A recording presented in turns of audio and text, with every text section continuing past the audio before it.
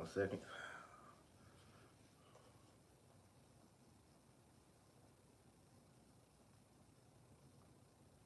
All right, we good. All right, Shalom. So it's from Great Millstone, Charlotte, coming back with another Lord willing, edifying lesson to feed the sheep of the elect of Yasharallah. So before we get started with this lesson, we want to give all honor, praise, and glory to Yahweh, Ba'ashem, Yahweh Shai, Ba'ashem, Rachakodash. Double honors to our apostles and elders of Great Millstone that taught us this truth and rule well, and peace and salutation to the elect of Tanekh. Excuse me. Before going into this lesson, slack it for the rambling, but pretty much in this lesson, we wanted to speak on the great American eclipse that's about to go over America in April. All right, I believe it said on April 8th. April 8th. All right, and this is the second eclipse that's going to go over America, as you see in the thumbnail for this video. All right, pretty much these eclipses is forming an X over America, and as they have the saying, X marks the spot, man, because we know America is the place of the great judgment that Yahweh Shem Yahweh Shai is going to put upon this place, man. All right. So, you want to have anything you want to say? You want me to go ahead and get that Jeremiah? Khan. This is Jeremiah chapter 10 and verse 1. It says, Hear ye the word, the Lord, hear ye the word which the Lord speaketh unto you, O house of Yasharallah. Mm-hmm. Thus saith the Lord, Learn not the way of the heathen, and be not dismayed at the signs of heaven, for the heathen are dismayed at them. So this was a message to the Israelites, especially the elect. In today's time, for us, number one, not to learn the ways of the heathen, and also two, not to be dismayed at the signs of heaven, because as we know, the Lord speaks through the different signs in the heaven, man. All right, different things that He shows us with the blood moons, the eclipses, the solar eclipses, the lunar eclipses, the comets. Different things the Lord is doing. All right, is a token of signs to let us know that the Lord is sending a message, man, or what they would call an omen. Right. If I could add too, it says, "Thus saith the Lord, learn not the way of the heathen." You see, and that's written. It applies to today because, like the Lord did in ancient Egypt, the Lord in this present day and time, the Lord's delivering those amongst the heathen. Because we've been scattered across the four corners of the globe. So essentially, we've been woken up. The elect has been woken up to come back to our law, the law, statutes, and commandments. So the Lord is about to deliver His people from captivity. What was the point you had made earlier about how the heathen look at the different signs? Yeah, the heathen pretty much. I'm gonna get it in the commentary if I can. Mm-hmm. This is Jeremiah 10 and verse 2 in the commentary, and it says, Salah. It says, "Do not be dismayed at the signs of heaven." David Gusick commentary. It says, through the use of astrology, ancient people often discern the signs and warnings from the sky, seeing fearful things in signs of heaven. It says the signs of the heavens referred to are not the sun, moon, and stars, or the signs of the zodiac meant by the Most High to be signs. It says Genesis 1 and 4 to 14. But unusual phenomena like eclipses, comets, and meteors, which were supposed to portend extraordinary events. You see, so for the heathen, they represent it represents something negative. You see, but for us, the Lord speaks through signs. So it's a good thing for the men of the Lord. Mm-hmm. I'm gonna add to you real quick. This is Luke 21 and 25, and there shall be signs in the sun. Matter of fact, I'm gonna start at 24. It says, "And they shall fall by the edge of the sword, and shall be led away captive unto all nations, and Jerusalem shall be trodden down of the Gentiles until the time of the Gentiles be fulfilled." Because part of the reason why we're over here in captivity in America, Babylon today, is because the Lord, number one, drove us out of the Holy Land because of our iniquities against Him. All right, which is why those heathen over there in the land of Israel are all jockeying for possession of that land. But also, too, all right, when the destruction of this place, Babylon the Great, is destroyed, this will be the end of all the heathen rulership after Esau is taken out, man. All right? So it says, "And there shall be signs in the sun, and in the moon, and in the stars, and upon the earth distress of nations, with perplexity, the sea, and the waves roaring. And that's what, the brother was just going into, man. Because the heathen will look at these signs and be afraid of them. Because, like I said, these different things that the Lord uses through the heavens, such as the moon, the comets, and the sun, all these different things. These are tokens that he's speaking to his elect with, man. All right. Now, when you look up this word omen in the dictionary.com, it says a phenomenon supposed to portend good or evil, a prophetic sign. All right. It says an occurrence supposed to portend or show the character of some future event.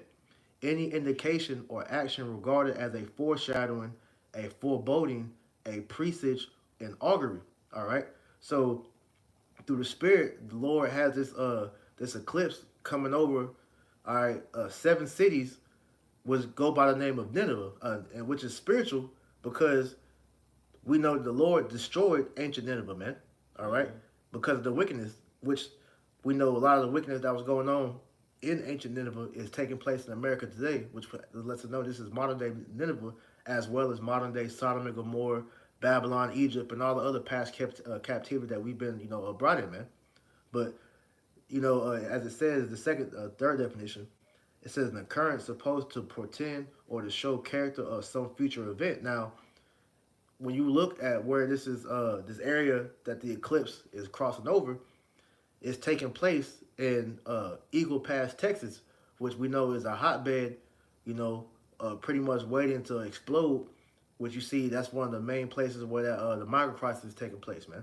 All right, so who knows that could be the starting point of the Lord having some major event happen when that eclipse hits that part of Texas in that day, because we understand that Texas is pretty much wanting to separate themselves from the rest of America because they don't agree with what the government is doing, man. All right, so that could very well be a token that the Lord will use to let prophecy go ahead and take place for this society to break down even further, man. Kind of, because like the Lord said He's going to touch Egypt with plagues as before, Exactly. So like this is Egypt 2.0, So with Texas being that they want us to see, and they got like what 30 country or not countries, 25. 25 states that want us to see along with them. Just like ancient Egypt, it was divided too. So I mean, it's just Egypt 2.0, and it's gonna go out just the same with the plagues. That's right. I got a quick one. Go ahead. This is Mark chapter 16 and verse 19. It says, "So then, after the Lord had spoken unto them, He was received up into heaven and sat on the right hand of the Most High." This is talking about the Lord Yahweh Shah. "And they went forth and preached everywhere, the Lord working with them and confirming the word with signs." You see, it says Aman. The point I want to get at that was the signs. The Lord sends different signs, and that's another sign like the signs of the eclipses. So going back, Luke 21 and 25 again. And there shall be signs in the sun, and in the moon, and in the stars, and upon the earth distress of nations. And are we not seeing that now? All the different nations pretty much, rising up against their governments. A lot of these nations are rising up and calling out Esau, Edom.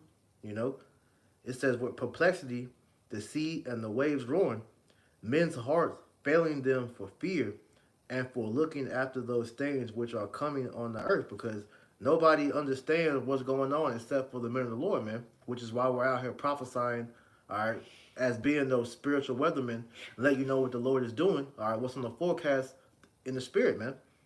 It says, for the powers of earth shall be shaken, and then shall they see the Son of Man coming in a cloud with power and great glory. And when these things begin to come to pass, then look up and lift up your heads, for your redemption draweth nigh. All right. So all these things that we're seeing is a token to rejoice in, because we know that the Lord is about to make a move real soon coming. All right. So going back to Jeremiah 10, where the Lord told us to not be dismayed at the signs of heaven, because these all things are tokens for the elect, man. All right. Just as much as we're not to bug out when we see these different blood moons, eclipses, and comets or whatnot. We're not to bug out when we see the chariots, man, because we know the chariots are going to be our deliverance out of here, man. So you seeing all these different chariot sightings, all right, it should be a faith boost to let you know, number one, the angels are watching over us, and then number two, that you know how you're going to leave out of Babylon if you're of the elect, man, all right? And that's how your Yahweh Shah is returning. So while the rest of the world is thinking there's aliens in them ships. We know that those are the angels of the Most High, man. You got something else? Lie. We're going to the article. Okay. This is an article from endoftheamericandream.com, and it says, "Life as you know it." So life as you know it will never be the same again. It says, Oh, that was the subheader. huh? That was the subheader under the website. Okay, it's a lot. You're good. It says, the 7 other planets in our solar system will form a line as the path of the great American eclipse of 2024 crosses America. Mm-hmm. It says the great American eclipse of 2024 is truly going to be a once in a lifetime event. A few days ago, I wrote about how the eclipse will pass over 7 locations named Nineveh as it moves across our country. Since I wrote that article, I have also learned that the eclipse will go over a location in Texas named Jonah too. Mm. That is pretty incredible, but what I have to share with you today is even more amazing. Last week I shared something that Rachel Baxter has discovered with my core subscribers. I wanted to get their feedback before I shared it with the general public. Like me and many of them were absolutely blown away by this discovery. This information. You want me to skip down some? Yeah, you can skip down to the next paragraph because he's trying to, build it up. It says, since the Great American Eclipse of 2017, we have been waiting for the Great American Eclipse of 2024, and now it is less than 2 months away. On April 8th, the Great American Eclipse of 2024 will complete the giant X over America that the Great American Eclipse 2017 started. Mm-hmm. Amazingly, on that exact day, the 7 other planets in our solar system will line up in the sky. This is an extremely rare event, and it will never be seen again. Right. So you see how the Lord keeps showing the number 7 3 times. So 7 planets line up in alignment to form an eclipse that happened first in 2017 over 7 cities, which through the Spirit they were called Salem, which Salem is short for Jerusalem, which I'm pretty sure he's gonna go into later on in this article. But in this next eclipse that's gonna happen in April, is going to be over 7 cities called Nineveh. All right. Now, when you look up Nineveh, all right, Nineveh had a nickname was known as Sin City. All right, Nineveh was actually the original Sin City, which is why in Vegas they call themselves Sin City over there, man. All right. So I wanted to touch on this real quick, just dealing with Nineveh. All right. So this is from BibleOdyssey.org. It says Nineveh is Sin City. So Nineveh as Sin City. It says, Nineveh is one of the most prominent foreign cities in the Hebrew Bible. Its portrayal is a complex blend of historical reality, symbolic force, and legendary embellishment.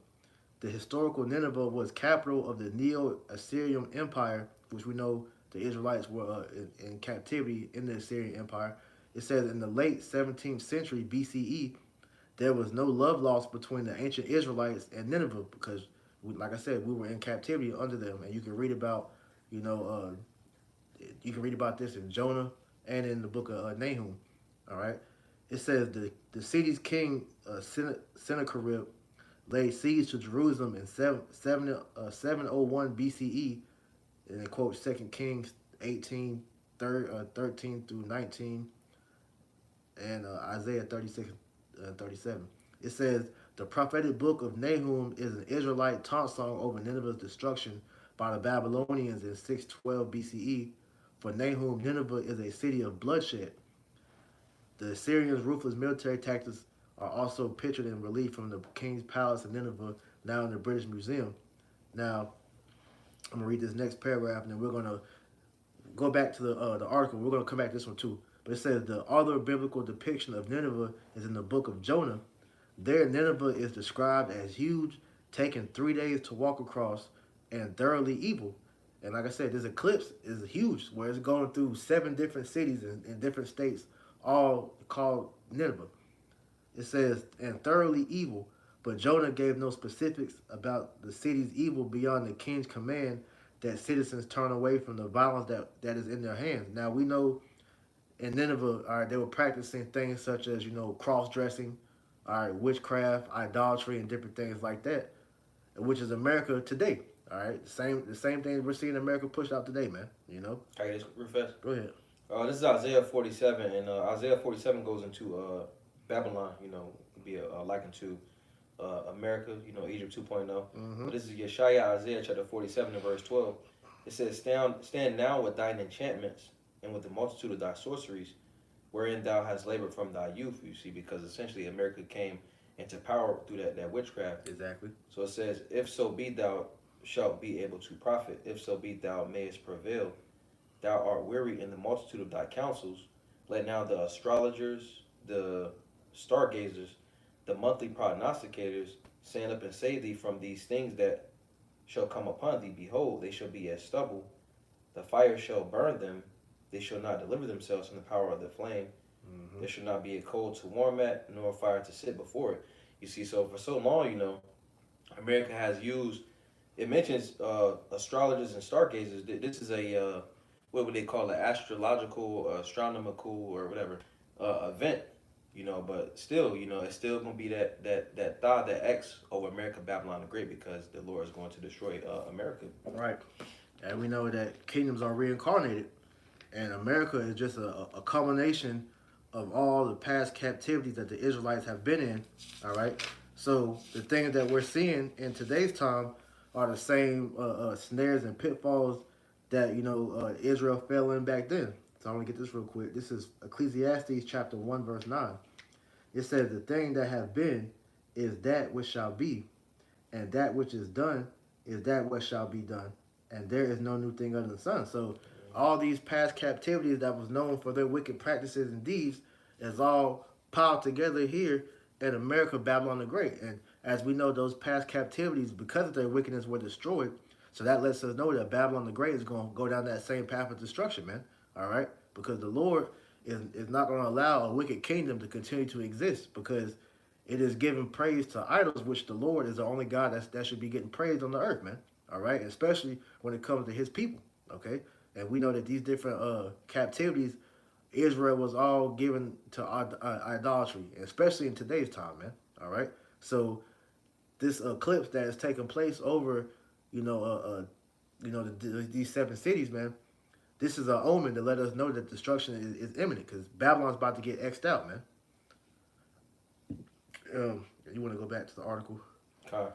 It says, so why am I so concerned about what is going on in the heavens? In Luke 21 and 25, we already got that? Yeah, we already read it. Okay.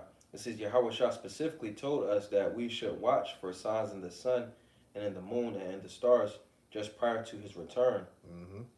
Which, if I can mention, I believe it was like some type of solar flare or something like that. They were saying with the outages or something. That's what they said, but it was a cyber attack. So, Okay. yeah. But continuing on, it says, and what I have to share with you today is absolutely amazing. During the month of April, so many things are going to be happening in the heavens. Let me start with the things that are commonly known. It says, on April 4th, just 4 days before the Great American Eclipse of 2024, there will be a planetary alignment that will involve 4 planets. It says, the next planetary alignment takes place on April 2024, the 4th slot. It will feature 4 planets, Venus, Neptune, Saturn, and Mars. The planets will align in the morning sky. Venus, Saturn, and Mars will be visible to the naked eye, but you'll need a telescope or high-powered binoculars to see Neptune. Half of the planets in our solar system will be aligned on that day, and that is pretty remarkable. In addition, there will be 4 planetary conjunctions during the month of April. Skip down. Is that it? That should be it on this one, yeah. Okay. So, like I said, when you see the path that both of these eclipses they took, essentially they marked as an X onto America. So America has been spotted. You go back, you check that first article to see what's on here. Okay. Matter of fact, I'll read it, and if you got anything you can add to it. But this is from nationaleclipse.wordpress.com. It says X marks the spot. 2 total solar eclipses in 7 years. It says 777.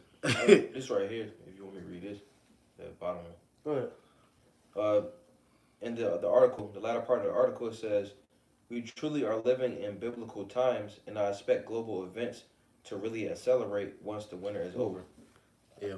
You can break this down. I'll bring out that second Ezra for you. Okay. This is the book of Second Ezra, because this is what's happening, man. Bible prophecy, man. Second Ezra, chapter 9. I'm starting at verse 1. It says, He answered me then and said, Measure thou the time diligently in itself, and when thou seest part of the signs past, which I have told thee before, then shalt thou understand that it is the very same time wherein the highest will begin to visit the world which he made. Right. It says, measure thou the time diligently. All right, this is done because the Lord set up prophets, the men of the Lord, to be watchmen, which that word watchman goes into save a life. So the Lord has the men of the Lord on the watchtowers, warning the whole nation, and how you measure the times is you see what's inside the scriptures and pretty much corresponded with what's happening in the world. Mm-hmm. It says, verse 3, Therefore, when there shall be seen earthquakes and uproars of the people in the world. Right, and you had uproars and earthquakes, all right? It's always earthquakes and uproars and stuff, but it's really been happening since around like 2020, Yep. Yep. Then shalt thou well understand that the Most High spake of those things from the days that were before thee, even from the beginning. Right, in the scriptures, Ezekiel, the 7th chapter, it goes into end is come, end is come. Watcheth for thee, behold, it is come.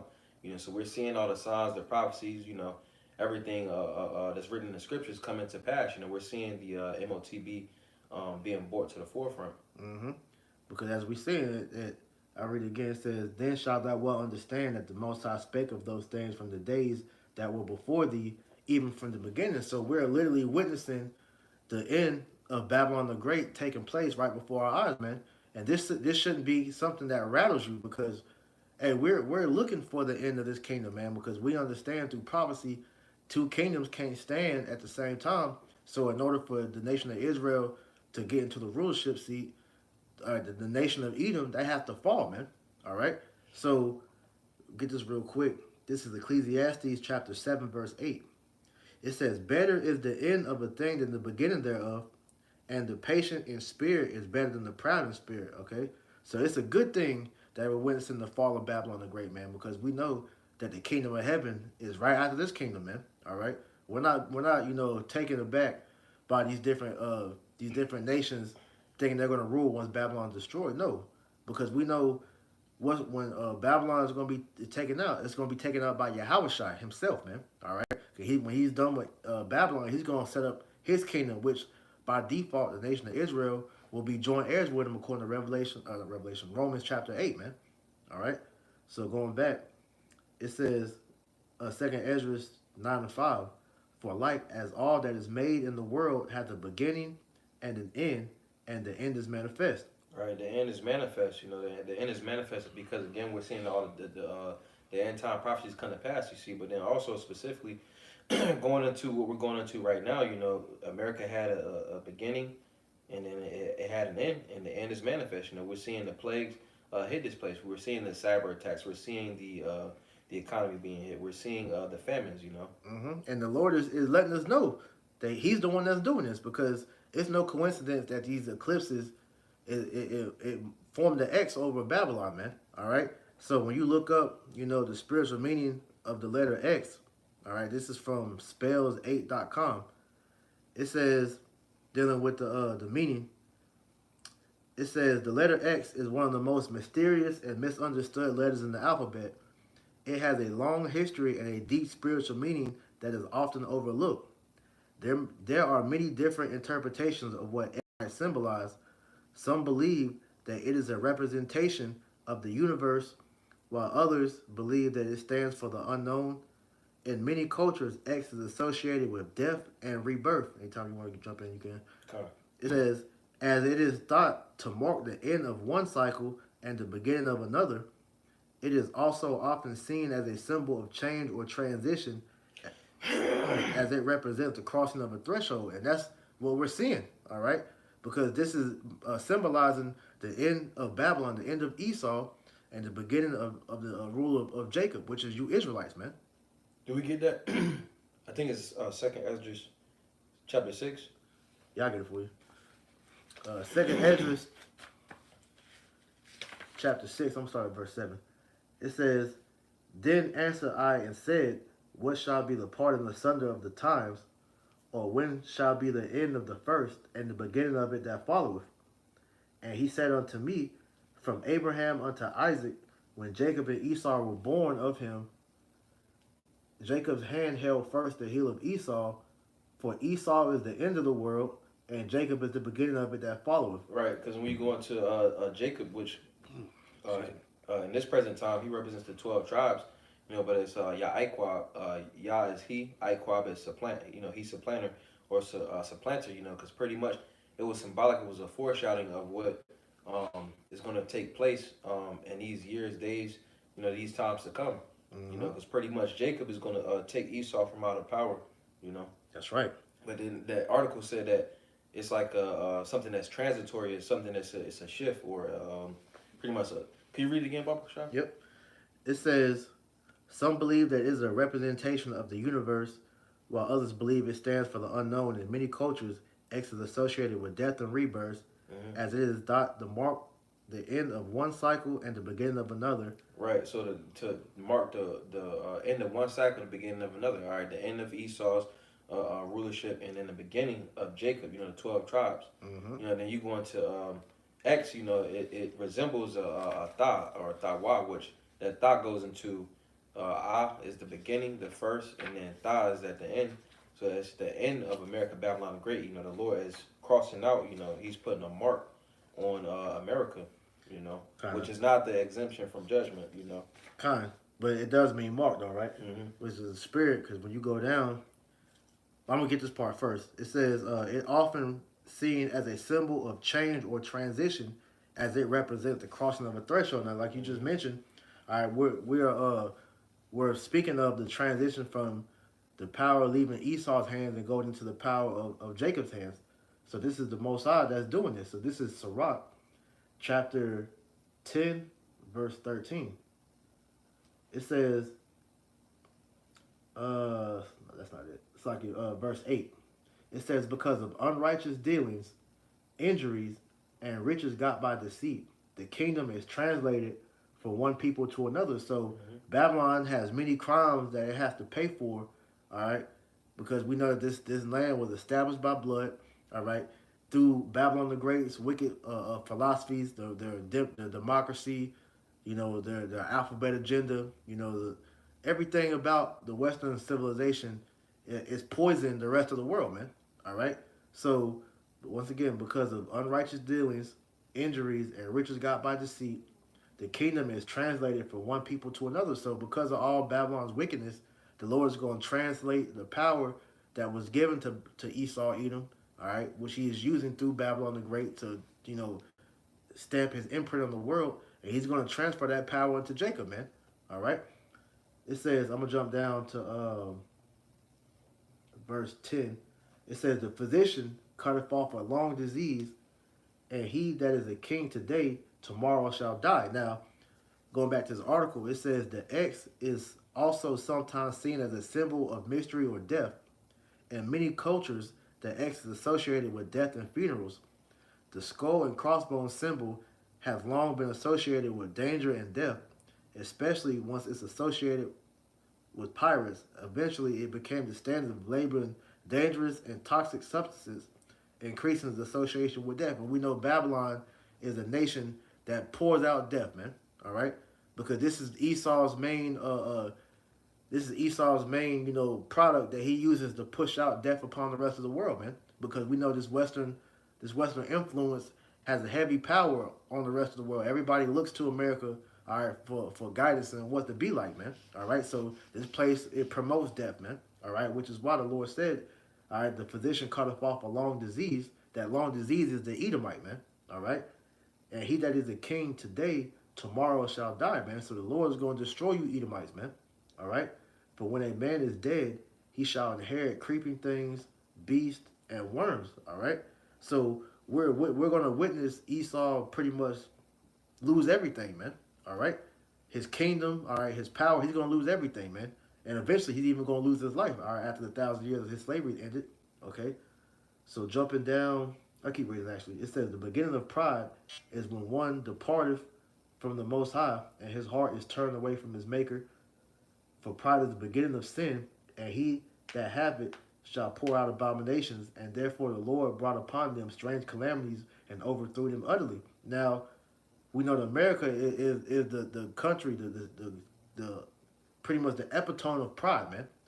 When you brought out Isaiah 47, all right, Isaiah 47 is a punishment for that pride, man. Because I believe in, did it say in that chapter about the I stand a widow? Or was that Isaiah 13? Yeah, that's Isaiah 47. Can you get that real quick? Okay. You want this too? The Jeremiah 51 and 7. Whatever you got, you got. Okay. This is Jeremiah 51 and 7. It says Babylon. Just going back to your point, because you said that pretty much all the nations, everybody pretty much follows after America's ways. Mm-hmm. So it says Babylon hath been a golden cup in the Lord's hand that made all the earth drunken. The nations have drunken of her wine, going into the philosophy. It says, therefore the nations are mad. So the scriptures call this place double rebellion. Yep. So a lot of times, we'll say, well, you can't, you can't, wickedness can't reach, more heights, but in America, it just keeps going. That's why the scriptures say that in Revelation, the 18th chapter, that her sins have reached to the skies, To the heavens, yep. The heavens. You said Isaiah 47? Yeah, what talks about, I said a queen. It says Isaiah 47 and verse 8, it says, therefore hear now this, thou that art given to pleasures, that dwellest carelessly, that sayest in thine heart, I am, and none else beside me. I shall not sit as a widow, neither shall I know the loss of children. Right, and that's the spirit that the Babylon the Great puts out, because these people over here don't think that judgment is going to come upon them for all the wickedness that they're doing, man. All right, here it is. You're kidnapping and sacrificing children. All right, you're pretty much forcing the fucking alphabet agenda down the whole world's throat. All right, you're pretty much demonizing men for being masculine. All right, you're putting up these women, all right, to pretty much be the heads of the house, which is destroying the whole infrastructure of the nuclear family. Okay, you're pushing poison through your drugs, your pharmaceuticals and whatnot. You're pretty much outlawing nature, man. We can go on and on about all the crimes that you damn devils are pushing through Babylon the Great. But the point being, these people think that this country is going to be established forever, man. That there's not anything that's going to ever happen to Babylon, man. All right, but the Lord says it. That he says it says it shall pour out abomination, and therefore the Lord brought upon them strange calamities and overthrew them utterly. And part of them strange calamities is these signs that we're seeing, man. All right, along with the different plagues the Lord is bringing upon this place, man. Okay, it says, you got more? I just had something else. Con, you go ahead. This is Nahum chapter 3 and verse 1. In the title, the subsection says, Nineveh's complete ruin, which when you go into how many states or how many cities it was going to cross, it was 7, and it was all Nineveh. So it's complete ruining of Nineveh, because America is spiritual Nineveh. So it says, woe to the bloody city, it is all full of lies and robbery, the prey departeth not. And it says, woe to the bloody city, because the blood of the Israelites have been spilled here. That's right. So it says, it is full of lies and robbery, how this place was established. They won't tell you about that. It says, and robbery, they took this land from Gad and Reuben. It says, the prey departeth not, They don't want to tell Jake that, hey, you're the 12 tribes, And they also took, different parts from Judah. Because Judah had their own different settlements, man. Rosewood, different, they had towns in Wilmington, North Carolina. We know about Black Wall Street, the Devil's Punch Bowl, and things such as that, man. Well, Devil's Punch Bowl, I don't think that was Jake's own place, but I digress. Either way, this land belonged to the Israelites before you devils came over here and raped, robbed, and pillaged it, man. All right? So back in Sirach 10 and 14, the Lord has cast down the thrones of proud princes and set up the meek in their stead.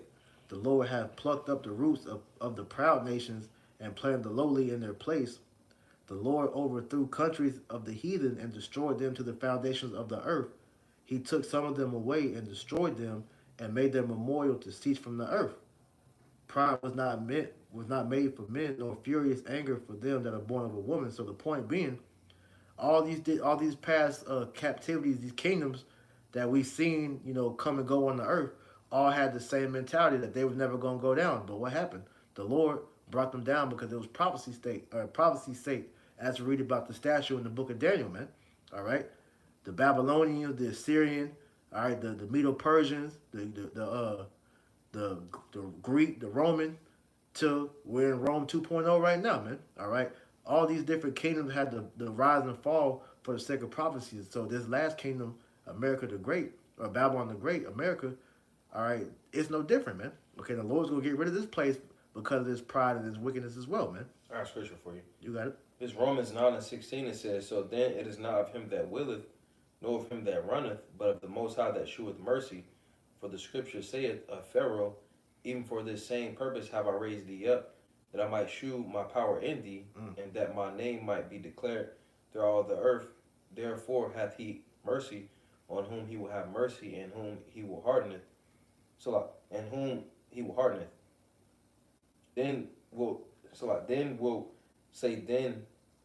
Thou wilt say then unto me, why doeth he yet find fault? For who hath resisted his will?" Mm-hmm. Yeah. So hey, the Most High raised up Pharaoh, which the modern day Pharaoh is the Edomites. Okay, to show his power when he destroys this place, man. Like we always use the analogy of Babylon is like that great sandcastle, that you build at the beach, man, just so you can see it destroyed by the waves, or you destroy it yourself with your hands or feet, man. All right, that goes back to what you read earlier in Jeremiah about Babylon being that golden cup in the Lord's hand. He allowed this place to become so extravagant to where he's going to take the utmost pride in destroying this place, man. Okay, because of what they've done, man. All right, so understanding why the Lord, allowed everything to go on like this, because it was His will for prophecy's sake, man. All right. So I got a little bit more in this article. It says back in the spells8.com dealing with the spiritual meaning of the letter X. It says though its origins are unknown, the letter X has been used as a symbol for centuries. In ancient times, it was often used as a mark of identification, signifying ownership or marking a trail. X is still used as a symbol today, but its meaning has become much more spiritual. All right, so that mark, like you said, the Thawa, all right, which we know this place isn't exempt from judgment, but it's marked for identification to know this is the great whore. All right, this is the place where the Lord is going to perform the greatest judgment ever known to man. All right, because everything that we've seen take place here in Babylon, all right, was for the sole purpose of the Lord to destroy this place, man. All right. I get this. Go ahead. This is Numbers chapter 35 and verse 33. It says, "So ye shall not pollute the land wherein ye are." Let me get the commentary after this as well. Mm-hmm. It says, "For blood it defileth the land, and the land cannot be cleansed of the blood that is shed therein, but by the blood of him that shed it." Mm-hmm. Let me get the commentary for this. Yeah, because this place, like you mentioned earlier, was established off blood, man. The blood of the Israelites, man. It was a great sacrifice that brought in the accession of America, man. A lot of you so-called Negro, you Latino, you Native Americans were murdered. All right, so this place could be built, man. And the scriptures tell you, woe to them that establish a tower with blood, man, or a city with blood, roughly paraphrasing. All right, and America's bloody as hell, man. That's why, we're gonna bring it back out of Nahum after you get your precept. But it's woe to the bloody city, man. This place is bloody as hell, man. But you got it. This is the commentary, Numbers 35 and 33. It says, For blood defiles the land, and no atonement can be made for the land. Unjudged murders defile a nation. When murderers are not brought to justice, there is a blot on a nation that only a severe judgment of the Most High can cleanse. B. This is except by the blood of him who shed it. The way to avoid this defilement is to judge and execute murderers. That's why when you go into the law, they was put to death. Mm-hmm. So it says, no atonement can be made for the land for the blood that is shed on it, except by the blood of him who shed it. And it says Genesis 9 and 6. One may say that because of the stain of so many unpunished murders, the United States of America is a defiled land. Across the country, many are murdered under many circumstances, and few are brought to justice. Man. The blood of the slain cries out before the Most High, which that blood is going to the Israelites. Yeah. And then to add to that, we know that Esau is that bloody man, all right? That's, he spilled lots of blood and has not paid for it. going all the way back to his forefather Cain, man, because we know Cain was the first murderer. So get that real quick. And you know where that's at? Where the scriptures talk about the Lord hears the cries of the dead Israelites. I find it. So this is Genesis chapter 4, and I read verse 7 on down. Well, I'm gonna read through this just real quick. This is Genesis 4 and 1. It says, "And Adam knew Eve his wife, and she conceived and bare Cain, and said, I have gotten a man from the Lord. And she bare again his brother Abel, and Abel was a keeper of sheep, but Cain was a tiller of the ground." Now we know through the Spirit, Cain and Abel were reincarnated as Jacob and Esau. It says, in the process of time, it came to pass that Cain brought of the fruit of the ground an offering unto the Lord. And Abel he also brought of the firstlings of his flock and the fat thereof. And the Lord had respect unto Abel and to his offering, because hey, we know the law was oral back then. So Cain brought forth a wicked sacrifice by bringing fruit when he knew he was supposed to bring forth a clean animal to sacrifice, man. All right, so it says, but unto Cain and his offering he had no respect, and Cain was very wroth, and his countenance fell. And the Lord said unto Cain, why art thou wroth, and why is thy countenance fallen? If thou doest well, shalt thou not be accepted? And if thou doest not well, sin lieth at the door, and unto thee shall be his desire, and thou shalt rule over him. And Cain talked with his brother Abel, and it came to pass, when they were in the field, that Cain rose up against Abel his brother and slew him. So showing you he was the first murderer. And the Lord said unto Cain, where is Abel thy brother? And he said, I know not. Am I my brother's keeper? And he was the first liar. And he said, what hast thou done? The voice of thy brother's blood crieth unto me from the ground. So just going back to what the brother's point he was making, with that Numbers 35 and 33. All right. The spirit of Cain, which is now in the spirit of Esau, all right, has been a fugitive, when you continue to read on down, because they spilled blood, and that land was not cleansed, because the blood of that person that spilled the blood was never spilled to be atoned for that murder, man. You ever find it? I got. You want that one? James 5 and 4. No, that's not it. Okay. I think it was it might have been Genesis 4 and 10. I just read that. Okay. But it's another one I'm thinking of. But I mean, you got something you can speak real quick. Okay. Let me get this. This is Second Ezra chapter 15, and I'm gonna start at verse 6. It says, for wickedness hath exceedingly polluted the whole earth, and their hurtful works are fulfilled. Therefore saith the Lord, pretty much the earth is given into the hand of the wicked, and the elites use America to push out their, the different wickedness that they want to push out. So it says, verse 8, it says, verse 7, therefore saith the Lord, I will hold my tongue no more as touching their wickedness, because I believe in Psalms 119 and 126, it says, it's time for thee, Lord, to work, because they have made void thy law. So the Lord is bringing out that judgment. So it says, which they profanely commit, neither will I suffer them in those things in which they wickedly exercise themselves. Mm-hmm. Behold, the innocent and righteous blood crieth unto me, and the souls of the just complain continually. Mm-hmm. And pretty much the innocent blood is the elect. And it says, verse 9, therefore saith the Lord, I will surely avenge them and receive unto me all the innocent blood from among them. So pretty much the Lord is preparing to deliver his elect. Mm-hmm. Yeah, because like we said, man, Esau has been a fugitive that has not received judgment for all his murders, man, all his wickedness. So I'm gonna finish this in Genesis 4, and I found it in Baruch. It's Baruch 3 and 4. Okay, I get it. So, because as we mentioned, all right, X marks the spot, and we know X is has different meanings, but the last one we read, it said it was a mark of identification, right? So this is dealing with Cain. So it says Genesis 4 and 11, and now art thou cursed from the earth, which opened her mouth to receive thy brother's blood from thine hand. And when thou tillest the ground, it shall not henceforth yield unto thee her strength. A fugitive and a vagabond shalt thou be in the earth. And Cain said unto the Lord, my punishment is greater than thou can bear. Behold, thou hast driven me out this day from the face of the earth, and from thy face shall I be hid, and I shall be a fugitive and a vagabond in the earth. And it shall come to pass that everyone that findeth me shall slay thee, right? Because Cain was marked with the curse of leprosy, man. He's a full leopard, which means that he has no melanin. Therefore, his blood showed forth through his skin, man. That's why he looks like he looks, man. All right. That's and you know in the world.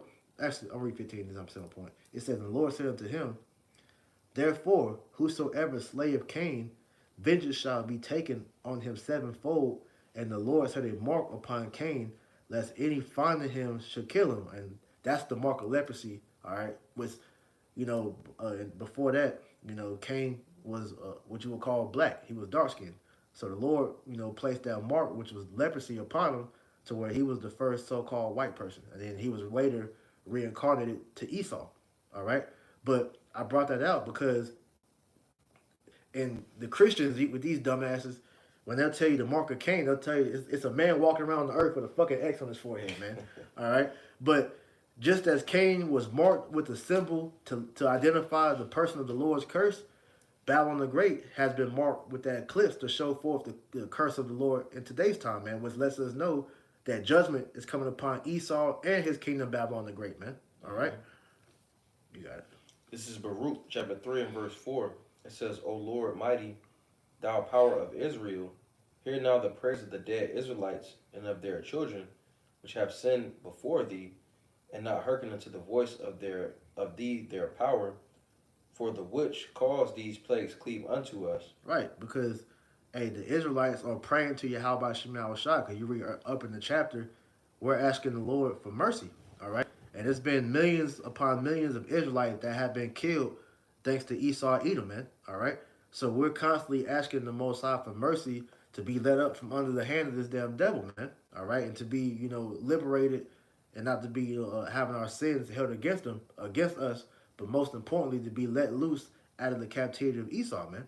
Okay, so with all that being said, man, hey, we are looking forward to the destruction of Babylon, man. And this eclipse is another sign that the Lord is about to, like you said earlier, do do work, man.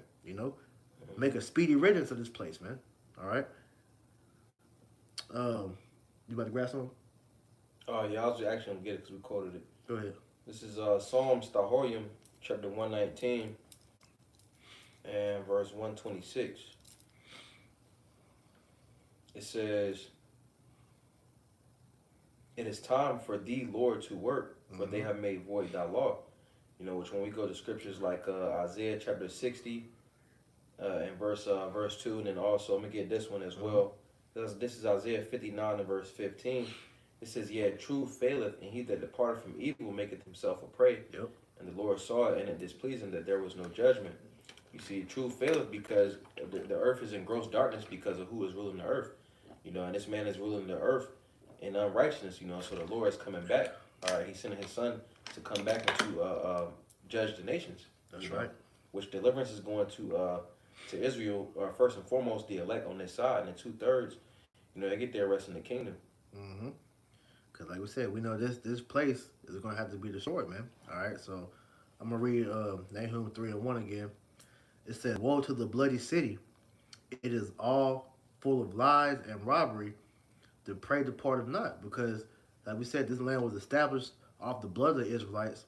And in this land, we know that this is full of lies. And like I said, you stole this land from the Israelites. And we're still in your hand today. All right, which in the law, all right, Exodus, I forget the chapter, where it pretty much speaks about if you be found and I'm about to butcher it, Salaki. All right, quick one. Go ahead. This is Habakkuk chapter 2 and verse 12. Pretty much a reiteration. It says, Woe to him that buildeth a town with blood, and establisheth a city by iniquity. That's right. See, so this place has been built off the backs of you so-called Negroes, Latinos, Native Americans. And it says establisheth, so pretty much to run a city. In America, Babylon the Great is pretty much just a giant city. That's why when you go to Charlotte, you go to New York, they all pretty much look the same. And then the borders, you just travel across the borders because it's just one giant city, Babylon the Great, that rejoicing city. But it says, establisheth a city by iniquity, you see, because the scriptures say this man It was Isaiah 10:1. He decrees unrighteous decrees, so he runs the whole land on unrighteousness. That's the one build a tower of blood we just read. Nah, I want to. I'll show We you. pretty much said the same thing. Yeah, that's it. That's Okay. it. Yeah, because like I said, like you were saying, bro, this place was pretty much founded off of you Israelites' blood, sweat, and tears, man. All right, but just land back on you. This is Exodus 21:16. And he that stealeth a man and selleth him, or he that is found in his hand, he shall surely be put to death. Which is going to show you that it's a judgment that's awaiting Esau that he can't run from, man. All right. So the Lord is signifying so that the whole world can see that he's about to lay hands on Esau, all right, via this great destruction that we always bring out, man. All right. So going back to Nahum 3:1 again, it says, "Woe to the bloody city! It is all full of lies and robbery, and the prey departed not. The noise of the whip, and the noise of the rattling of the wheels, and of the prancing horses, and of the jumping chariots going into the hustle and bustle of the American business, the, being on the streets, the cars and everything going back and forth. But, that's going into that. It says, the horseman lifteth up both the bright sword and the glittering spear, and there is a multitude of slain, and a great number of carcasses, and there is none corpses. They stumble upon their corpses, because it's going to be a great death that's going to take part in this land, man. All Yeah, right. if I can land back too, I Mm-hmm. think at one point, Esau would like slay, a lot of Israelites. That's why when you go to, Mm-hmm. different cities, they have like the what they call like the I can't remember what they call. It. I think they get the mounds, but pretty much Yeah, burial towns or whatever. yeah. A lot of these, because all the precept you just read, a lot of these cities are built off of graveyards, man. Native American graveyards, graveyards of different slaves that were just, all dumped into a hole. Mm-hmm. That's why you have a lot of these quote unquote hauntings, where these evil spirits will be messing with these Edomites, because you built a tower over these damn these cemeteries, man. I mean, you build cities on top of these different cemeteries, man. So continuing on, verse 4, it says, but yeah, I done went down so like it. Nahum 3:4, because of the multitude of the whoredoms of the well favored harlot, the mistress of witchcraft, that selleth nations through her whoredoms, and families through her witchcraft. Because like we said, this was going against ancient Nineveh, but we know America is modern day Nineveh doing the same thing, man. All right, can you hold Isaiah 47:8, and we'll just read down to the rest of the chapter, and that'll be it. Uh, so continuing on, verse 5, behold, I am against thee, save the Lord of hosts.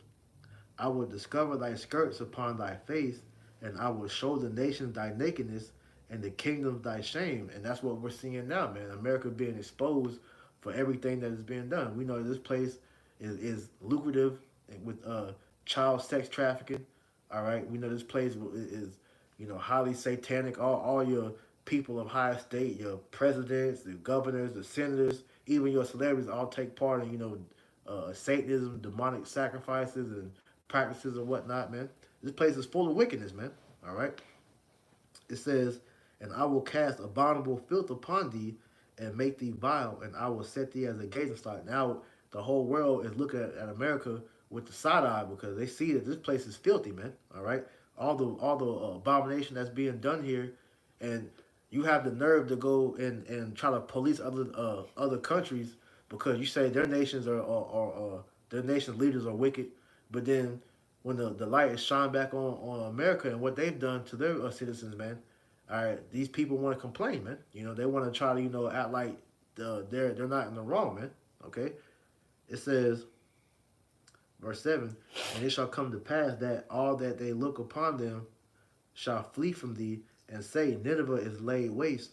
Who shall bemoan her? Whence shall I seek comforters for her? Because once this place is destroyed, man, ain't nobody gonna be checking for this bitch anymore, man. Because as we're seeing, America is being taken down peg by peg, man, and it's only gonna be a certain amount of time before the Lord actually just do away with the ho, man. All right, but the witchcraft, all right, is waning at this point, man, because we see everything that they were doing to keep afloat, all right, prior to the point we're at now. it's failing, man. These demons that communing with these devils no more, man. You know, their witchcraft, they're having to be more blatant and upfront with it now because, like I said, it's failing them, man. The spirits ain't fucking with Esau no more like that, man. You know? And we're in the time of the what they call the age of information. The scriptures say that Exactly. knowledge shall be increased. So they be coming out like with like on Netflix, they got a documentary where they pretty much break down the AI and the social media. So pretty much they coming out like not Isaiah. Psalm 64 goes into how they make their own tongue to fall upon themselves. So they being exposed. So people don't want anything to do with Esau Edom anymore. Bro, it's a show on Netflix called it's a cartoon show called I think Inside Job. Yeah. Where they pretty much let it be known everything they're doing, have done, you know, and they canceled it after one season because it was just so much shit coming out. They was like, nah, we gotta chill, man, you know. But yeah, there's different, you know, documentaries, different movies, shows that's just letting Esau show what he's doing, man. Like I said, the sacrifices, the rituals were out in the open, man. The halftime Super Bowl shows, you know, the different concerts, they ain't hiding shit no more, man. Everything is up front, man. Which lets us know that this Babylon the Great is the mother of harlots, man. This place, America. All right? You got it. This is Isaiah 47:8. It says, therefore, hear now this, thou that art given to pleasures, that dwellest carelessly, that sayest in thine heart, I am, and none else beside me. I shall not sit as a widow, neither shall I know the loss of children. But these two things shall come to thee in a moment and one day, the loss of children and widowhood, it shall come upon thee in their perfection, for the multitude of thy sorceries, and for the great abundance of thine enchantment. Right, because we know when the Lord fully unleashes his anger upon this place, he will destroy this bitch in 1 hour. All right? If I could add too, perfection 10 goes into perfection, and pretty much like the I think it's the FEMA region, but it's like 10. It's 10 of them. So this place is gonna be perfectly destroyed, you know. So it says, for thou hast trusted in thy wickedness, thou hast said, none seeth me. Thy wisdom and thy knowledge it hath perverted thee, and thou hast said in thine heart, I am, and none else beside me. Right, because like you were saying, these damn devils, all right, hold on. Excuse me, these damn devils, all right, were able to deceive the world all throughout their rulership because they had the people stupefied, man. But like I said, we're in a time now to where knowledge is being increased to where everybody is starting to see and call out these devils for all the shit that you're doing, man. You can't go on TikTok, Instagram, Twitter, Facebook, none of these social media sites anymore without people just bringing out the truth of the demonic shit that's going on here, man. You know, so the Lord is gonna judge you for all this, man. All right, that's the thing that we're not gonna get away from, man. Judgment is gonna befall this bitch because of this witchcraft, man. And we know that shit is waning because you have to be out front with it now, man. Back then, you were able to do this shit in the dark, and that's why they said none seeth me because nobody really knew what was going on behind closed doors. But now it's all in the open, man. All your people of notoriety in this place are blatant Satanists, man. You know. Verse 11. Therefore shall evil come upon thee, thou shalt not know from whence it riseth, and mischief shall fall upon thee, thou shalt not be able to put it off, and desolation shall come upon thee suddenly, which thou shalt not know. Right, because here it is, you're trying to pretty much bring all hell upon the earth. It's gonna get out of your control, man. All right, as you've seen guys like Elon Musk, you know, say about the AI, but they think they're gonna be able just to smoothly transition into this new world order. No, you're gonna see resistance all the way through, man. Like it says in Job, I believe that's what 20, 22. Yeah, about the actually, you know, being straights, you know. So it's not gonna be no smooth ride, man. Like I said, you're gonna lose control because you devils are not the one in control, man. It's Yahweh Shem Yahweh Shah that's in control, like it tells you in Daniel 4:17, man, and in 2 Thessalonians 2, he who now letteth will not let till the wicked be taken out the way, man. So the Most High is allowing you to do all this up until that point to where he's gonna step back into the driver's seat and let you know who's the one really in control, man. Verse 12. Which he's never out the driver's seat anyway, but he's letting you ghost ride the whip right now, man. Verse 12, it says, stand now with thine enchantments, and with the multitude of thy sorceries, wherein thou hast labored from thy youth. If so be thou shalt be able to profit, if so be thou mayest prevail. You got it. Thou art weary in the multitude of thy counsels. Let now the astrologers The stargazers, the monthly prognosticators, stand up and save thee from these things.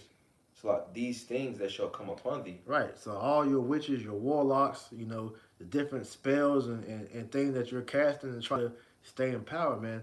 See if that's going to help you get out this judgment. And the answer is not. It's not going to help you, man. Okay, because it's written that you're going to go down, man, and they know it. You know, we always bring out the Project Looking Glass where you had that supercomputer, was let them know no matter what you do to alter, you know, your future, your judgment is still imminent, man. You know.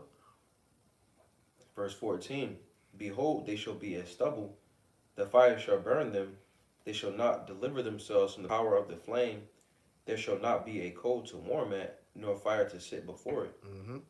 Thus shall they be unto thee with whom thou hast labored, even thy merchants. From thy youth they shall wander every one to his quarter, none shall save thee. Right, so this place is gonna go out in utter flames, man. So all this work you put to make your kingdom this great, elegant place that you thought you was gonna be able to rule forever, it's all gonna go up in smoke at the end of the day, man. All right, the Lord is gonna totally wipe out this land to where no man is ever gonna have it this part of the world ever again, man. All right, and America is gonna be a memorial, all right, for what happens when you live wickedly, man. Okay, so this is why once again we are excited to see these different signs and things in the heavens because that's one step closer to Yahweh Bashim Yahushua bringing forth this judgment, man. All right. You got anything else? Nah. All right. So with that, Lord willing, we pray this lesson was edifying. We're gonna close it out and give all honor, praise, and glory to Yahweh Bashim Yahushua Bahashim Rakhakwadash. Double honors to our apostles and elders of great millstone that taught us the truth and rule well. And peace and salutation unto the elect until next time we say shalom. Shalom.